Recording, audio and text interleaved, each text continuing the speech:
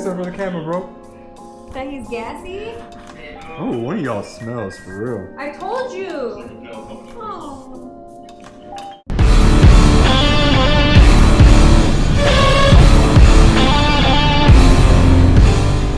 YouTube, what's up? It's your boy Corey on the move. I just got the new Insta360 Ace Pro 2. I'm just gonna give it a test run, give my first impressions, see what it's all about. So far, so good. It's gonna be an early run, so I'm about to try the pure video mode or the low light mode. I think about 20 minutes, so we'll see how it works out. It's not necessarily dark, but it's still early AM. Let's check it out.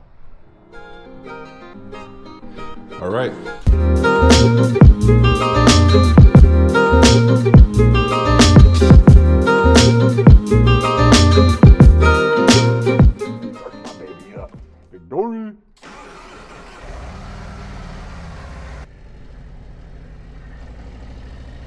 Let's kick this off, just getting out the neighborhood. How you guys been, bruh? Man, it's been a while. It's been too long since I've been on the tube or made a video. I made a couple of shorts, so maybe that's kind of letting you guys know what's happened in the timeline of my life simply. But biggest thing is, hey, I'm on a 2024 Road Glide, man. I chose to trade in my 2022 Sportster S and upgrade to the 2024 Road Glide, and I have no regrets. It's been great so far. I only got about 2,500 miles on this bike, but I'll do a whole nother separate video explaining all that stuff. Back on focus, this video is a first impressions of Insta360 Ace Pro 2 and why I chose to get it. So I'll start off by saying I watched a lot of reviews, did a lot of research, or I say a lot, what has already came out motovlog wise, and kind of made my decision based off of that. What I'll start by saying, I'm not a spec guy or a tech guy, so I'm not going to go into all that. And not to be lazy, but there's wet videos on that are already out and that are way better. What you'll get from this video is the average beginner motor vlogger trying this camera out for the first time. And why I think that's valid is because the majority of this camera, the majority of people that are going to be buying this camera are going to be like me. You're probably not a professional motor vlogger or are doing YouTube for a living, but you like recording your rides, right? And you want to make it simple. And if you don't get anything from this video, that's why I decided to purchase this. What I got from the reviews is, one, the dual audio track. I've recorded before on my Insta360 One X2 with the lav mic, and it worked, but it wasn't necessarily simple. On top of that, it's a 360 camera, so it was kind of defeating that camera's actual purposes. I don't know why I thought she waved. I don't know if they waved, but oh well, hey. God bless. It's early morning, Saturday. Anyway, I used to record on my Insta360 X1 too, but it's a 360 camera, so a lot of editing in post to line up my angles, and it was a heavy camera. It got the job done, but it wasn't necessarily convenient.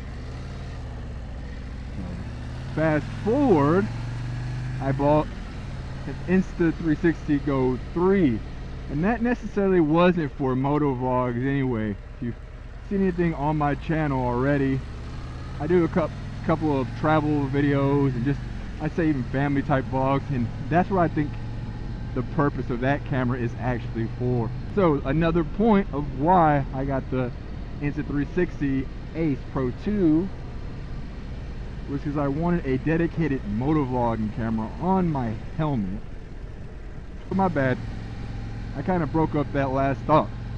Back to why I decided to get the Ace Pro 2 motovlogging camera is because the dual audio track allows you to have both the external audio track from the camera, which is going to catch the engine noise.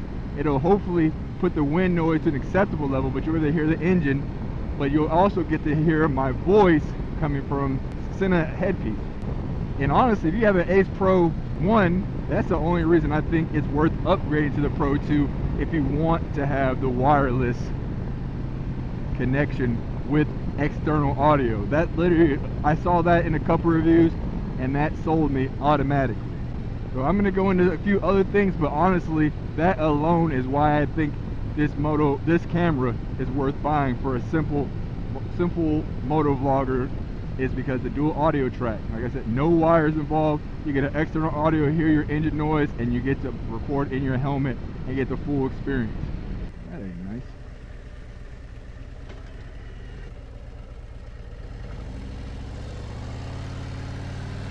Another reason I chose to go with the Ace Pro 2 was because it's pure video mode or the low light situation.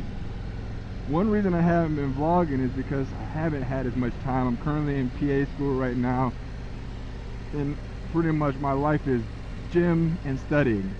But luckily I've incorporated riding my motorcycle into that every day because I commute to work.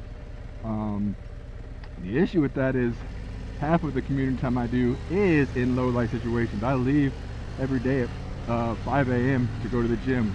I'm actually going to the gym right now, but it's on the weekend, so they kick off the first class at 8. Either way, I'm giving it a test now. This is probably not even pushing to the limits. Like I said, it's just before sunrise, so I kind of just wanted to see what it was working with. And I mean, I figured this is still somewhat of a low light situation, but it's definitely getting a little bit brighter. I'm sure that's going to be captured on the video. But if you had the Ace Pro, do I think that's worth upgrading? Probably not. Ooh, there's morning traffic. It's actually not too bad. San Antonio in general, ooh, it can get rough, man. I love Texas though, so I'm not gonna knock my state too hard. It's nice to be back in the States. So another reason that I caught from watching these reviews and decided to go with the Insta360 Ace Pro 2, and this wasn't too big of a deal, but apparently now the Ace Pro 2 out of all action cameras has the widest field of view. I'm actually using it right now on the action mode. I think it was 157 degrees. So that's about the summer, y'all. My bad. I know I'm a little rusty on the motovlog, but I hope that you get a general impression of what this camera is capable of for a beginner motovlogging perspective. You know, for me, when I'm looking for a product, I value the reviews from the guys who know what they're doing. Like I said, I like to call them the professionals, but I also seek out reviews like what I'm putting out. The guys that, I'm not saying incompetent, but this ain't my day job. And I'm not knocking professionals. I love those videos.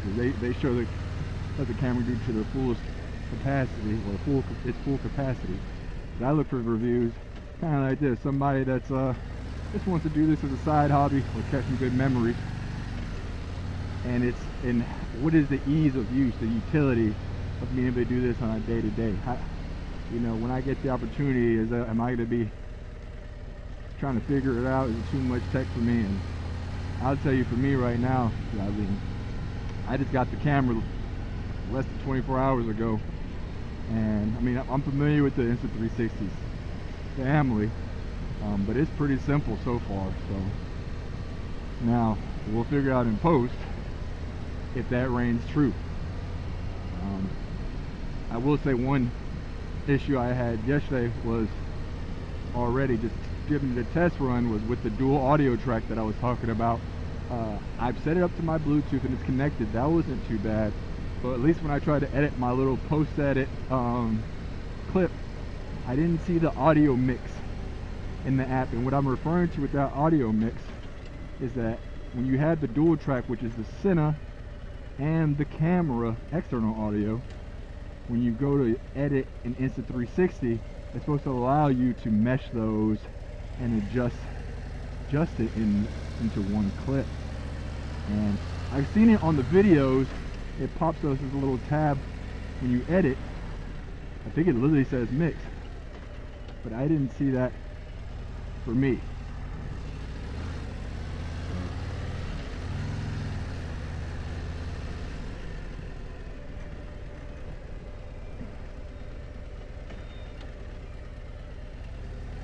Alright guys, well, I'm at the gym. King William District CrossFit. About to torch myself. Until the next time, peace.